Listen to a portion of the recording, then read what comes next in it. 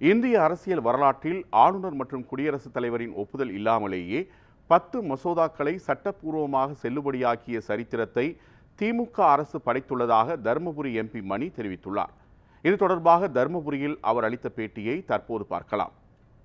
இந்திய வரலாற்றிலேயே ஆளுநருடைய ஒப்புதலோ அல்லது குடியரசுத் தலைவருடைய ஒப்புதலோ இல்லாமல் 10 மசோதாக்களுக்கும் முழுமையான அங்கீகாரத்தை பெற்ற முதன்மையான முதலமைச்சராக மாண்புமிகு தமிழ்நாட்டினுடைய முதலமைச்சர் அவர்கள் திகழ்கின்றார்கள்.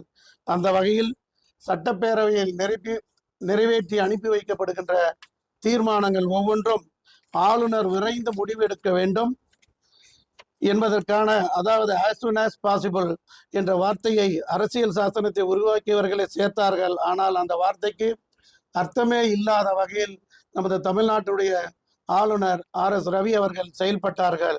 ஆகவே கடந்த 70 ஆண்டு காலமாக as soon as possible என்ற அரசியலமைப்பு சட்டத்தில் சேர்க்கப்பட்ட வார்த்தைக்கு அர்த்தமே இல்லாமல் இருந்தது.